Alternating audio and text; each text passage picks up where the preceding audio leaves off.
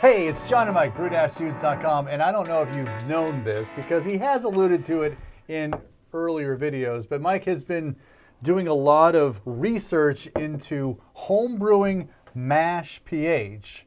He just revealed to me he's been doing this for 15 beers, basically the last 15 beers we've shown on camera, and he's just been collecting data. He bought some fancy equipment to measure pH in his mash.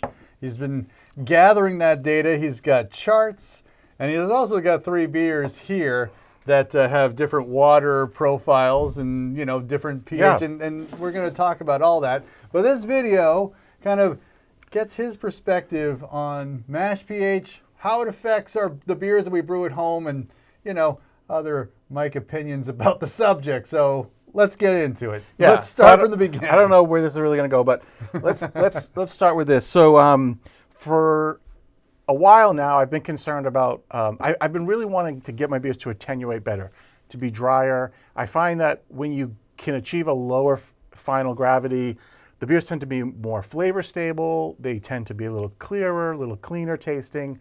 And from a production standpoint, doing videos like this, sometimes taking more time to let a beer age is hard to do, but if you're achieving that lower attenuation right off the bat, I just think ingredients present themselves better. I think hoppy beers don't need as heavy a hand when they attenuate better, so when they're drier. And I just like the way beers taste when they're drier. So the one thing I was concerned about at the time is I was always using pH strips to measure pH occasionally without any real regularity. And I know that some people stink a little bit on pH strips. They've sort of gotten a bad rap, but I've used pH strips professionally in my lab career off and on in order to just check pH, like ballpark pH, but ballpark meaning within 0.2 decimals, 0.3 decimals. But I really wanted to dig into it and see if attenuation was the reason, whether mash pH in mash chemistry was why I was suffering occasionally from poor attenuation. Does that make sense? Yep. Okay. So I bought a pH meter. I got a Milwaukee MW102 pH meter. And this one has 2 ports on it, just so you can see there. It has 2 ports. One is for the pH probe, and the other is actually for a temperature probe. I'll say something about that in a second. The reason why I bought this version instead of like the self-contained single stick ones is that this is the meter and the probe is the probe, and eventually probes wear out, or if you don't treat them well, you have to replace the probe. So rather than have to buy a whole new meter because you've mishandled the probe, I find this to be a better option. This is more, I'm a lab guy, this is more lab-like, blah, blah, blah. Gotcha. I want to make one comment about temperature. Good meters, this isn't like a high-end meter. I think this is only like $100-something, $100+ dollars. When you see a probe that has a pH meter that has a temperature probe, it is correcting the pH for that temperature, to give you an accurate reading at that temperature. It is not correcting and giving you a reading at room temperature at like 98 or 100 degrees. Yeah. When we talk about beer mash pH, all pH in the brewing chemistry world is a pH measurement at room temperature. So you still need to chill your temperature down to room temperature. The pH meter with a temperature probe at 100 degrees is going to give you an accurate reading of pH at 100 degrees, which is going to be significantly lower than at room temperature. Gotcha. Because there's more reactions, there's more free hydrogen ions, you're going to get a lower reading. It doesn't know that you're a brewer. It doesn't know that you want to know what mash pH is. It's telling you I'm correcting for this temperature. Gotcha. Okay, so let's put that aside. Okay, so the first thing that happened with this experiment, this series of data, and I'll show John this, and then I'll put this up on the screen so you can see it at home too. Yep. First things first is I wanted to compare all 15 beers, the pH meter reading versus pH strips versus what my brewing software, BeerSmith, was predicting the pH would be based on my water chemistry that I was doing as an input. What you can see in the blue, that's the cluster of the 15 beers, and I was targeting intentionally my pH to be around 5.4. Okay, so that's why the blue is all clustered around 5.4. You can see the spread beer to beer.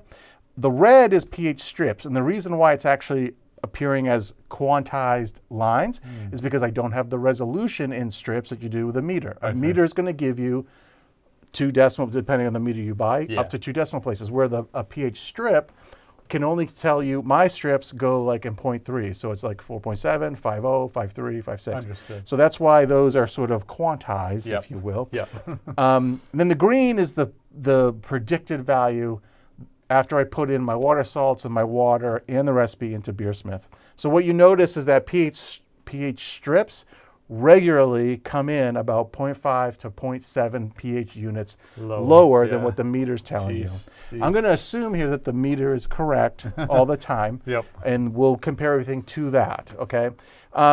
It's hard to tell on the graph, but the green dots for the BeerSmith prediction, slightly higher most of the time, but not in a way that I would deem significant, okay? So this is nothing new. Years and years ago, Kai Troyster and A.J. DeLange, I think, had done a lot of work to actually show that pH strips tend to give you a lower reading.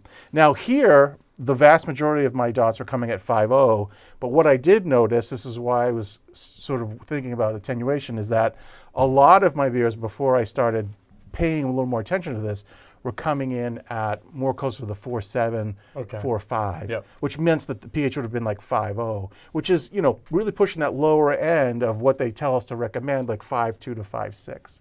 So you can see I was designing all my water chemistry for the beers. I was still trying to make good beer. I wasn't just trying to willy-nilly see what happens with different pHs. So they're all hovering on 5.4, which speaks to, I guess I know something about water salts, water chemistry, and getting to my pH in the right place. I wouldn't say from this, so the first takeaway here is that if you don't want to spend this kind of money for a pH meter, which also means taking care of the probe, it also means calibrating it every single time you use it, which means buying calibration fluid and stuff like that. If you don't want to go through that, you can use strips, but just understand that they're going to give you a lower reading.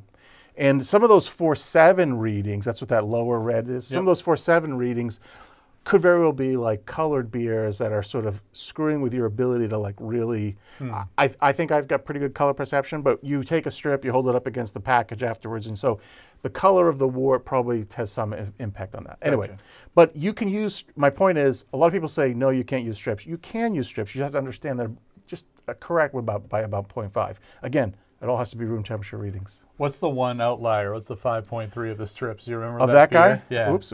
I'll tell you right now. Okay, sorry. I didn't know. No, it's fine. If you knew off the top of your head. It's fine. That's funny. I'll go right here. Oh, you got the spreadsheet. That was a pale ale. Pale number 7, which was like 30% Munich, 20 or 40% Munich, I can't remember which, in pale malt. So interestingly, you bring that up because moving on to the next concept, right, is this idea of like beer color, trying to correlate that to pH outcomes, right? There's certain textbooks out there that we've been exposed to that try to correlate the whole thing to beer color, in a sense, right? This data, when you look at this data, this graph on the left, pH versus beer color is on the y-axis, and pH, there is no solid correlation there between color and whatever. The highest values, this is Imperial Stout, right, or American Stout.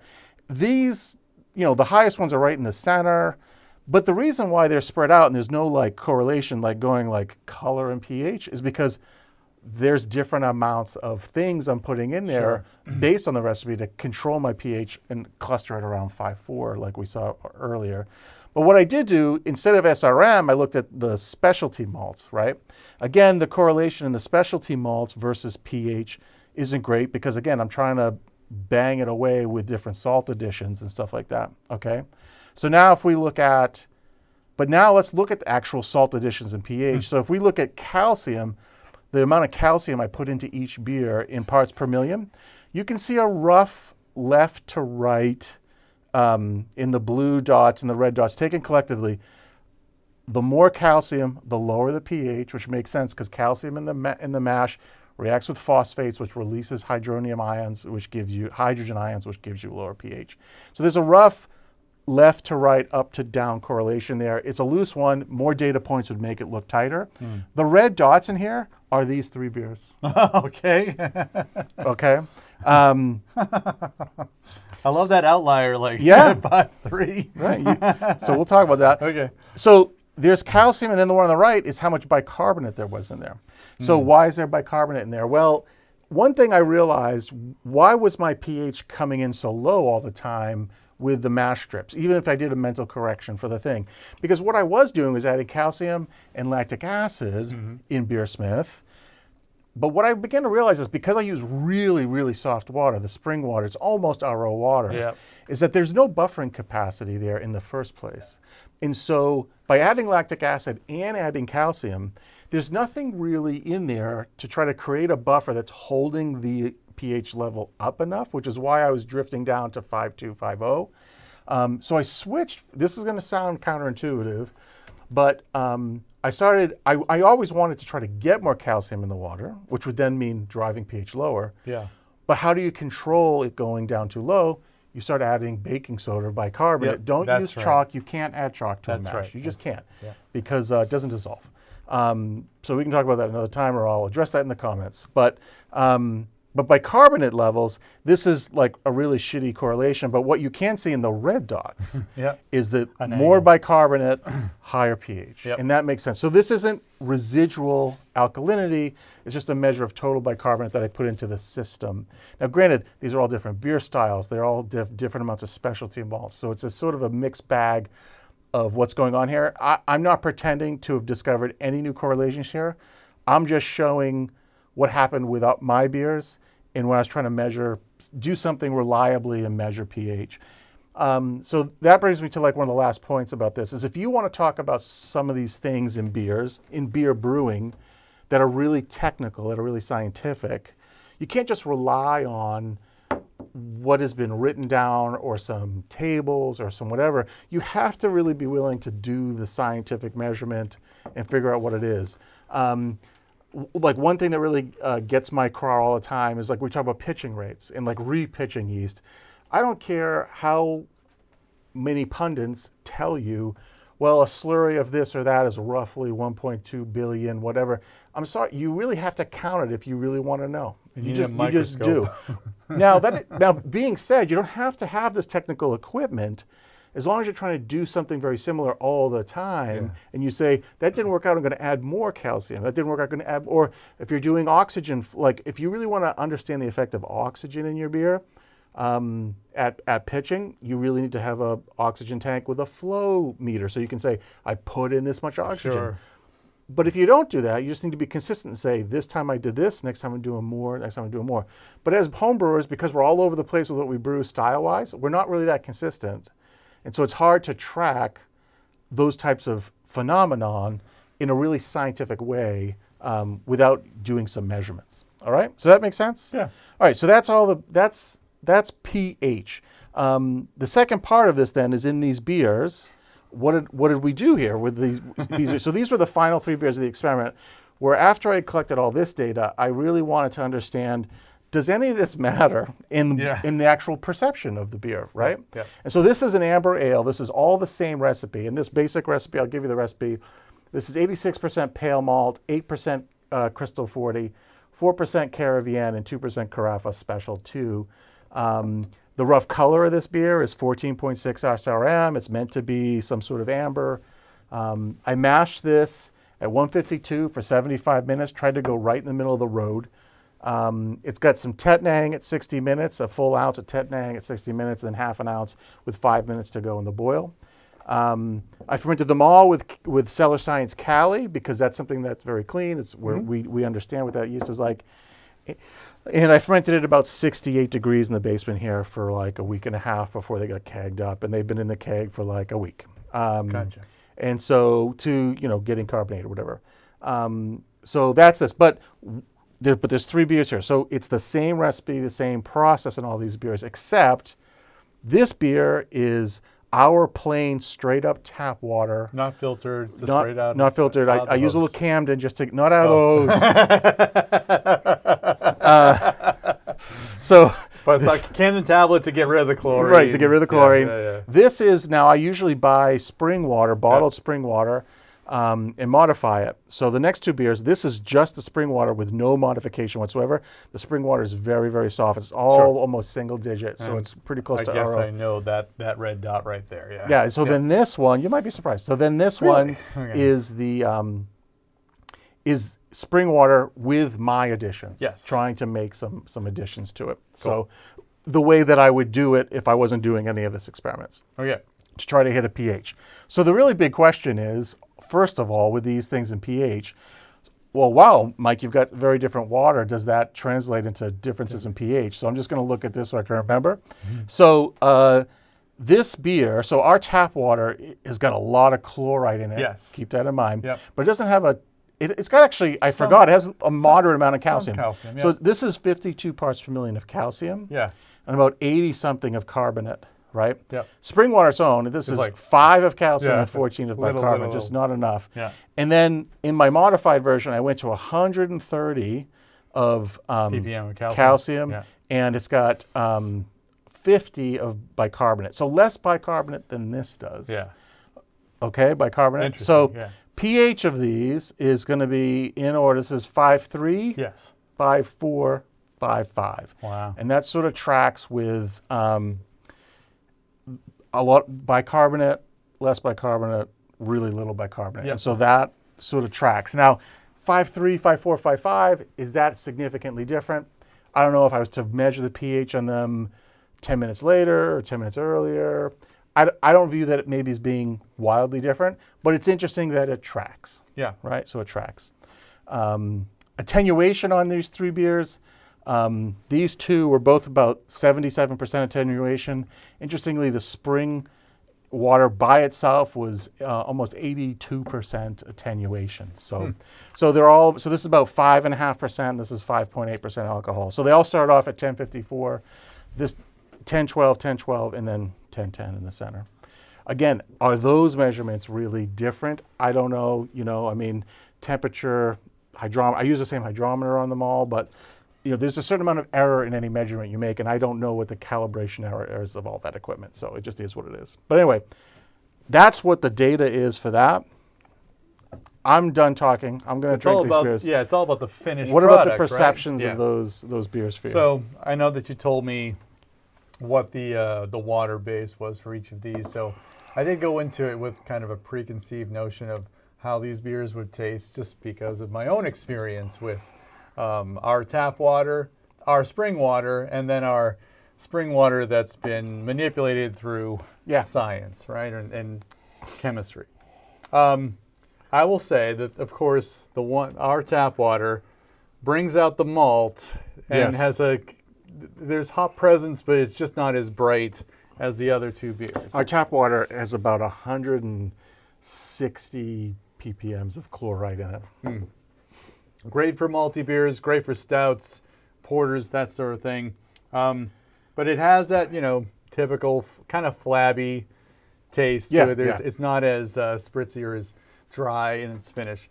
We'll go to the spring water one. And spoiler alert, I think this is my favorite one. I think that this is probably the most balanced of the beers. And finish is nice. I don't know. In the aftertaste, there's a nice blend of the hop bitterness and the maltiness. This one I can tell. The one that you've doctored with brewing salt. Yep. The finish is dry, but I'm picking up. Can you taste a little bit of the minerals in there? Like, I think when you've been tasting other ones, I think it. Yeah, I think there's a little bit of a mineral quality to it. I don't know if it was just a beer on its own, if I'd pick that up. No. Although I'm a little more aware of it now, and when I drink beers out, I think I'll be a little bit more attentive to it. Yeah. Yeah. So that, but again, it so maybe like this dry. much calcium. Yeah. Now I added like 6 ppm of magnesium. But did all the things you do. I intentionally pushed this calcium to 130 plus, right? Usually I try to stick to 100 or less. I at least want to get to 50 every single time with calcium. I pushed this one intentionally to make sure I was higher than that one in calcium. Yeah, and you definitely are, because I'm tasting it. Yeah. Yeah. So, so I think there's a perceivable difference in all three of these beers. I think the spring water is undoctored, makes a great beer, and that pH, you said that was the 5.3, right? Yep, 5.3. Yeah, that's the lowest. Yeah, right in the middle of the other two. So So. Well, the lowest one. Sorry. Right. But yeah, it's so it's interesting. I mean, I don't know. I think that what is it? The softer water, certainly, at least in this beer, for us in this moment, is pleasing our palate more than what I would think this one to be. Yep. I picked amber ale because I think when people do a lot of these experiments, they really gravitate to really light beer because they talk about, well, there's nothing to hide behind. Sure. I think that's actually probably a little bit of a fallacy to rely on, because not only is there nothing to hide behind, but there's also really nothing going on. Grab onto. There's nothing to grab onto in that beer either. So certainly if there's an off flavor due to yeast or the minerals, maybe you taste it more. But in terms of the beer's performance, something that's just Pilsner malt, there's just not much there anyway. So that might be one of the reasons why some other people who do a lot of comparison work online come up with a lot of negative results quite a bit, because they're not actually doing something that they're not working in a zone where something could happen. So I picked amber ale because it lives in the middle of the SRMs of all the other beers I did. I brewed a ton of amber ale last year, so we can finally close out the amber ale category. But so I just sort of picked that because I felt like it would be more dynamic for the experiment. Great. All right. So have some questions for you. Yes. Do you feel like all this data has helped you understand the issue that you were having? Or are you able to rule out that mash pH was not affecting your attenuation? I think within the range of what people talk about, 5.2 to 5.6, as long as you can get in there, and it seems like soft water or low carbonate water, low alkalinity water, malt and water are going to try to be in that 5.2 to 5.6 range, period. Now, if you brewed a beer with a lot of roasted malts, a lot of caramel malts, right, those things tend to be acidic and drive it down, so maybe you'd want to add a little carbonate to hold that pH up. But it seems to me, based on these three beers, being in that 5.2, 5.6 range is not super hard. That the malt wants to become beer, and it's going to work. It's going to work. Yeah. Now, if you're a little bit like into the science and a little bit geeky like me, and you want to know what the numbers are, that's why I did this. But like I said much earlier, you can get away with strips if you just want to spot check. Just add 0.5, 0.6 to that number, measure at room temperature, and you'll probably know that you're in the ballpark, right? Yep. Now, is there a difference in perception of these beers acidically from 5.3, 5.4, 5.5? No, I don't think so. I think in the end, and also my goal of like, does pH correlate with attenuation? It doesn't seem to be super strong that was my issue. So I think next time I'll focus more on fermentation. Do you think fermentation is? I think that's where you're going to get attenuation anyway. And really good fermentation can overcome a lot of other flaws. Yeah. Right. So I think we've heard some of the pundits say that too. I definitely would buy that piece of advice. Yeah. So. For a rube like me, Yes. who doesn't have fancy equipment or the science background like you do I need to worry about mash pH? It looks like it wants to do its own thing anyway. I would worry about being too far in the boundaries. But pH strips are cheap, so you could do spot checking. And if you know that the beers you brew most often are in the zone, then you're in the zone. Yeah. If for some reason you wanted to brew a beer that had a lot of calcium in it, you probably want to think about it. But all you really need to do is probably counter it with a little bit of bicarbonate. Be a little cautious if you've got really soft water and you're adding lactic acid, thinking, I got to get that pH down. Like really pale beers, sometimes a little lactic acid, but you could just have more calcium present too. So like if you're going to do a New England IPA with a lot of calcium chloride, there's probably more than enough. You want to get yourself to like 150 ppms of chloride, calcium chloride in there. You're definitely going to get yourself to the right pH range, right? Gotcha. So I don't think you need to use that. So do you need to worry about it? I don't know. I've worried about it for you, so. But Thanks for that. Yeah. So I don't know. I'm not trying to break new ground here, and I don't think I have any new, really big, crazy answers. I just wanted to see how these things, because I am a lab geek, how these things pertain to my beer and my brewing. I'm just trying to relate my experience to other people here. So I can't, in good faith, say you shouldn't worry about it, but do you need to go crazy and try to like dial into 5.2 or 5.4 every single time? I think you're going to be in the ballpark. Yeah. As long as you're in the ballpark. My feeling is you perceived an issue with your brewing practice. You Yes. looked into a certain reason for that. If I were having problems with my brew, I'd try to figure it out myself. Yeah. Capturing data. I've always just been curious about really measuring pH. Yeah. And now that I'm seeing it with my own data, I believe certain aspects of it more. So. Follow-up question on the worry part. Yeah. Like when I brew those big beers, like a barley wine, not that I've ever done barley wine, but I would like to, but like those big imperial stouts, and stuff, do I like, is that somewhere where I should probably focus more on pH? Yeah, I think my if you're mash? pushing the boundaries of beer, so not only like a big stout, but if you were just going to try to do a really delicate, just only Pilsner malt beer, right? So the far ends of those extremes, mash chemistry probably would play into it, right? A big barley wine with a lot of caramel malt, maybe a little roasted malt, or just in a big Russian Imperial Stout where you might have a whole pound of roasted barley and a whole pound of chocolate malt and then some caramel malts in there.